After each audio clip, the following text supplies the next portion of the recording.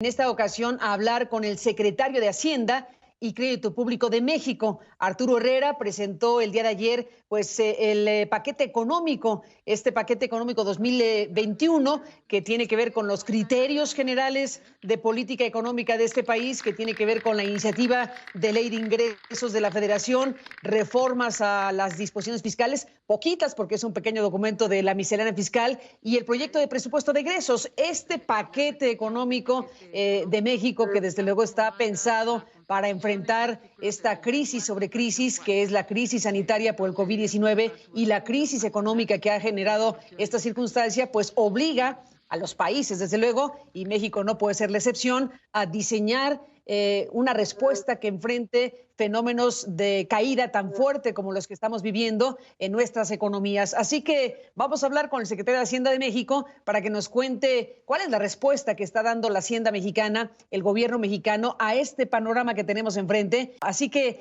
le aprecio al secretario Arturo Herrera que estemos estos minutos para CNN. Bienvenido, Arturo, gracias por estar aquí. No, gracias por la invitación, Carmen. Muy contento de estar contigo. Muchas gracias. Pues estamos frente a un panorama absolutamente extraordinario, terrible para el mundo, como sabemos. ¿Cómo está viviendo México esto? ¿Cuáles son los datos, los elementos esenciales para entender el momento económico, financiero y para la hacienda pública mexicana de estos momentos? Mira, yo creo que hay tres de ellos que son muy claros. El primero, y como lo mencionaba yo ayer al entregar el paquete económico, esta es una situación extraordinariamente inusual. Se ha vuelto, decía yo, ya un lugar común decir que esta es la crisis económica más seria desde la Gran Depresión. En segundo término, también se ha dicho que es la crisis sanitaria más seria desde 1918, desde la pandemia de la influenza española, y ahora estamos viviendo ambas juntas, ¿no? Entonces, una característica muy desafortunada. El segundo es, para la economía mexicana, ha sido afectada a través de cuatro aspectos distintos. El primero de ellos fue a través de una dislocación de los mercados financieros. Nosotros empezamos a tener, especialmente en el peso, recordarás, algunos cambios en marzo. Esto es muy significativo porque en México no empezó el cierre de la economía, la Jornada Nacional de Sana Distancia, sino hasta el 1 de abril.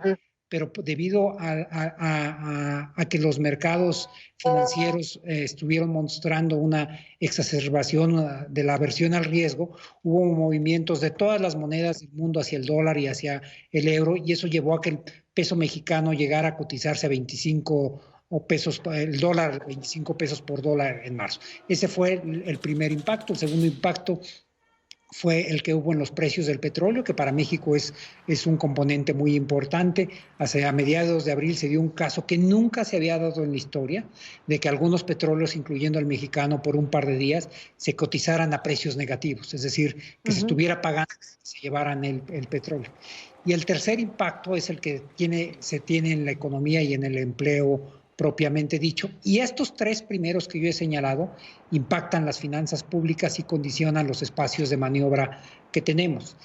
Ahora, la otra característica que es extraordinariamente inusual es que esta es una crisis económica por diseño. Es decir, no es que hay un problema en algún mercado en particular. Lo que tenemos hoy es una crisis donde hay una caída de la actividad económica porque los gobiernos y las sociedades deciden de manera responsable limitar la movilidad y con ello el consumo, la actividad económica, para evitar los contagios. Entonces, y eso lo que marca es un tono completamente distinto de la respuesta, porque la respuesta económica ahora no está ligada a la evolución de un mercado, sino a la evolución de una pandemia. En el momento en que se encuentre una vacuna, y la vacuna parece ser, a pesar de las malas noticias de ayer, la vía más probable en la que se va a resolver la pandemia, en ese momento se estará prácticamente resolviendo el problema que hay en la esfera económica. La noticia, en todo caso, científica propia del desarrollo de las vacunas, pues es lo de AstraZeneca. Seguramente a eso se refiere el secretario, que pausa los experimentos por haber tenido una reacción uno de los pacientes, uno de los voluntarios para probar esta vacuna. Pero bueno, estás diciendo, Arturo, que en ese momento se puede plantear, bueno, esta es la respuesta que se da ante un panorama sanitario de esta naturaleza que ha impactado de manera muy fuerte los terrenos económicos. ¿Cómo es que está México en este momento? ¿Cuál es la realidad de México en términos de su caída en el Producto Interno Bruto? ¿Cuáles son las expectativas que se tienen para cerrar 2020? Y desde luego ya en el paquete completo, ¿qué se espera para el 21? Primero, el cierre duro de la economía, lo que nosotros llamamos el periodo de confinamiento duro, es el que se dio en abril y mayo. Empezó una pequeña recuperación de la economía a partir de junio, pero eso hizo en su conjunto que la caída del Producto Interno Bruto en el segundo trimestre del 2018 fuera del 18.7%. Esta es una situación extraordinariamente paradójica porque, como frecuentemente lo dicen nuestros colegas de salud, mientras menos movilidad haya y mayor caída hay en la actividad económica, mejor parecía ser contra la lucha contra la salud porque disminuía las posibilidades del contagio. A mí me parece que lo que ha cambiado a partir de junio es que hemos aprendido los mexicanos, los ciudadanos, a abrir la economía en condiciones distintas, a convivir con el COVID. Los distintos sectores se han venido adaptando y han encontrado mecanismos a través ya sea de el uso de tapabocas, tomar la temperatura, etcétera. Entonces esto está haciendo que haya una recuperación de la economía que empezamos ya a notar. Nosotros hemos recuperado más o menos como 150,000 empleos de los perdidos en el sector de la construcción y como 80,000 empleos de los que se habían perdido originalmente en el sector de las manufacturas, en la industria de la transformación. Ahora, este rebote es distinto, es lo que yo he llamado que es como una recuperación en forma de palomita, porque lo que hay es, el cierre es muy fuerte, o sea, el cierre es muy abrupto, pero la reapertura es pausada y ordenada, como tiene que ser, por cierto, porque el peor riesgo para la salud y para la economía es un rebrote de la pandemia.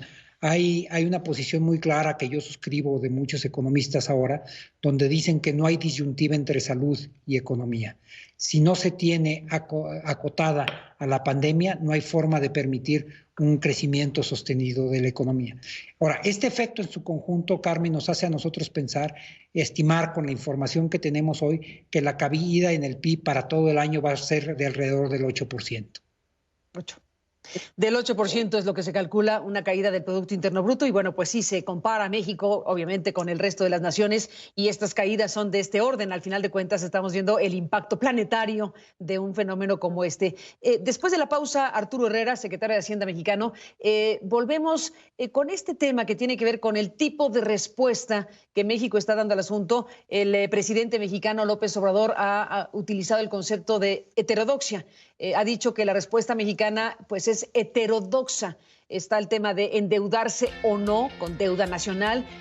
Hay toda una discusión, una polémica muy fuerte al respecto. Regresamos en esta conversación con el secretario de Hacienda y Crédito Público de México, Arturo Herrera.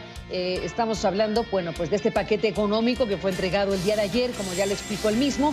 Y bueno, me quedé, Arturo, en la parte del tipo de respuesta que está dando el gobierno mexicano al tipo de panorama que tenemos enfrente en los países. Heterodoxia es la palabra que ha usado López Obrador para hablar de la respuesta y de las decisiones que se están tomando en relación a este tema. ¿En qué consiste esencialmente esta respuesta heterodoxa que está dando el gobierno a este panorama?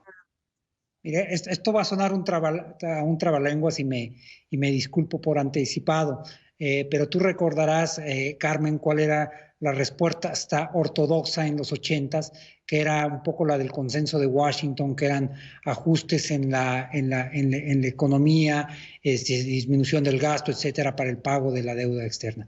Después hubo un rompimiento, ese sí, el primer rompimiento heterodoxo, que fue en el año 2008, a la crisis del 2008 y del 2009, donde se planteó por primera vez, aunque claramente era una discusión en la literatura, no se había implementado en la práctica el tener políticas fiscales contracíclicas muy fuertes. Eso fue, digamos, la lección importante de la gran recesión.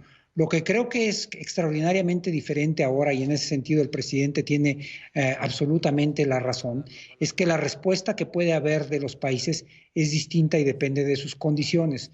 En las conversaciones que yo he tenido con mis colegas, por ejemplo, en el marco del G20, yo he insistido en que hay tres tipos de países y la respuesta que se puede dar depende de cuáles son los márgenes de maniobra que tiene cada uno de estos países. Ahora, con el COVID pasó algo muy raro, Carmen, que es la pandemia empezó en China, pero después brincó a las economías avanzadas. Recordarás, empezó en el norte de Italia, en el área de Lombardía, después hacia España, con un estrés muy fuerte para los sistemas sanitarios en ciudades como Madrid, etcétera, y después llegó al Reino Unido, Alemania, etcétera, y hacia América brincó a través de Canadá y de Estados Unidos. Entonces, las primeras lecciones que hubo de cómo combatirlo fueron por esta ruta tan curiosa que tuvo el COVID, la de las economías avanzadas. Y las economías avanzadas optaron por tener impulsos y protección al sistema económico a través de gasto fiscal muy importante. Por ejemplo, ha habido impulsos que son de entre el 14% del PIB solo en uno de los programas de Estados Unidos, hasta el 40% del PIB en algunos de los países de Europa continental. Ahora, estos países, Carmen, se pueden dar este lujo porque países como Suiza, países como Alemania, países como Japón tienen tasas de interés negativas. Esto quiere decir que cuando el gobierno pide prestado para financiar eso, en lugar de tener que pagar, le pagan. Mientras que en México tenemos tasas de interés que son, pongamos, ha venido cayendo en este año, pero si pusiéramos una media de 5.5%, si nosotros hubiéramos hecho un estímulo fiscal de alrededor del, no sé, 20, 25, 30% del PIB, nos costaría alrededor de cuando menos 350,000 millones de pesos adicionales. Nosotros sí tendríamos que pagarlo, nosotros no nos pagamos. Y te doy un ejemplo, si nosotros hubiéramos dicho eso que yo señalaba, un impulso fiscal de entre 20 y 30%, nos costaría 350,000 millones de pesos adicionales en pago de intereses. ¿Qué tanto es eso para el país o no? 370,000 millones de pesos, para que nos demos una idea, es lo que cuesta toda la nómina de los maestros de primaria y de secundaria del país. 350,000 millones de pesos es lo que cuesta toda la operación del IMSS si quitamos el pago de jubilaciones. Así es que para México, para un país como México, no es un costo menor esto. Entonces, lo que tuvimos que hacer es optar por otras medidas distintas de las que país. Ojalá hubiéramos tenido el lujo de tener los márgenes de maniobra que tienen las economías avanzadas, pero esa no es nuestra realidad. La discusión acerca de si en un contexto como este, Arturo, debe o no pensarse en endeudamiento nacional, que ahí al final de cuentas está la asociación de endeudar nacionalmente a un país para rescatar a aquellos que están o quebrando o viendo desesperadamente cruzar la crisis. Y pues ustedes han planteado que no se va por ese camino, que hay una decisión de reducir al máximo las expectativas de endeudamiento. ¿Y qué sucede? Entonces preguntamos acá con la planta productiva nacional. Planteémoslo así, Arturo. Bueno, primero hay dos o tres características con relación a esa pregunta que vale la pena aclarar. En primer lugar, a diferencia nuevamente de las economías avanzadas, cuya deuda está en su moneda, es decir, la totalidad de la deuda de Estados Unidos está en dólares, la totalidad de la deuda de Gran Bretaña está en libras y la totalidad de la deuda de los países europeos está en euros. México no, México tiene el 25% de su deuda en divisas, ¿no?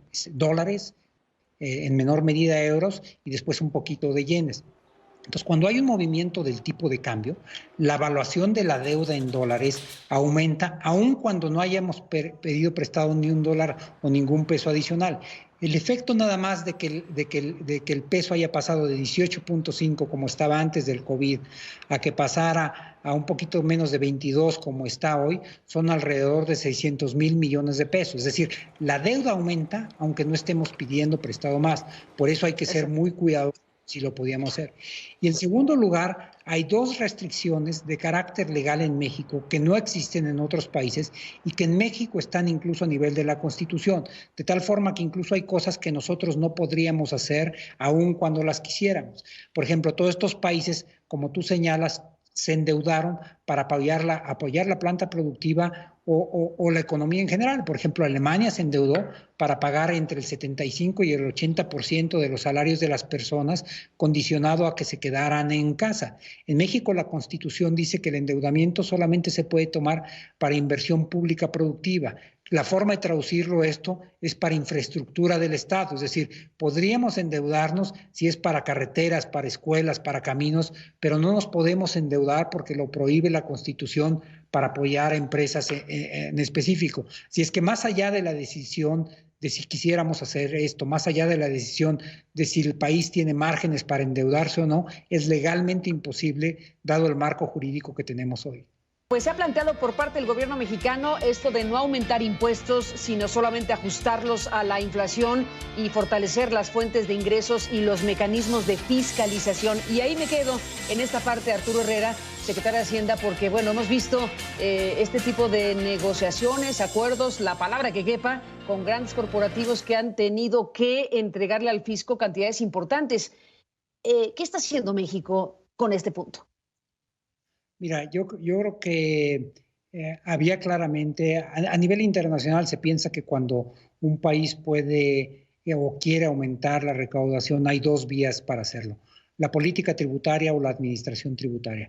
La política tributaria tiene que ver con aumentar el número de impuestos o aumentar las tasas impositivas. Eso, como tú señalabas, es algo que claramente el presidente López Obrador ha señalado que no se quiere hacer, y es algo que no se debe hacer cuando se esté en una crisis como esta, es decir, cuando los ingresos de las personas y de las empresas están siendo mermados, no es cuando quieres encima de esos aumentarle los impuestos.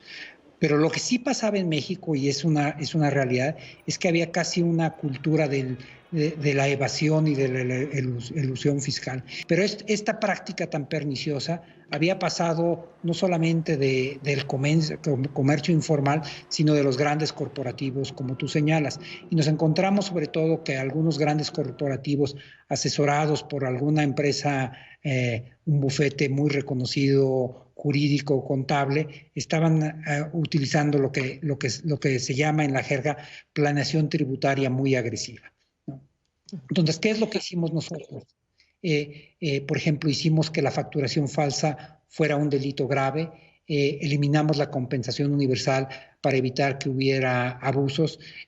Por ley pedimos que se hiciera una revelación de las prácticas tributarias para determinar si eran correctas o no, y eso nos ayudó a detectar que había empresas de tamaño relevante que no habían cumplido como se debía con sus impuestos, y esto en lo que va de este año ha recaudado alrededor de un poquito más de 30,000 millones de pesos. Entonces, es un tema de utilizar una herramienta muy específica que tiene el fisco mexicano, pero también es un tema de equidad, Carmen, porque no se vale, y sobre todo en momentos como estos, que dos empresas o dos personas en una situación económica similar, uno cumpla con sus obligaciones fiscales y el otro no.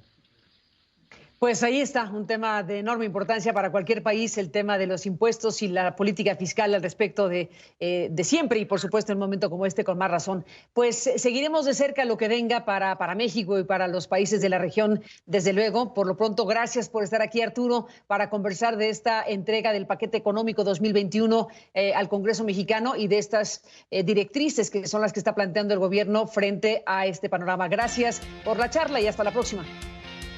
Muchas gracias por la invitación. Bueno, se nos acabó el tiempo, Arturo Herrera. Gracias por estar en el programa como secretario de Hacienda de México. Hasta la próxima y bueno, desde luego seguiremos todo esto. Gracias al público que siguió esta transmisión. Que descanse. Hasta mañana. El panorama para México en 2021 no pinta nada bien, según algunos indicadores del proyecto de presupuesto nacional del próximo año, que estima un crecimiento económico de más del 4,5%. A pesar de que ha habido un proceso de... Una meta poco optimista, según el secretario de Hacienda, Arturo Herrera, quien aseguró este miércoles que mientras no se cuente con una vacuna contra el COVID-19, la economía mexicana seguirá operando en condiciones inusuales.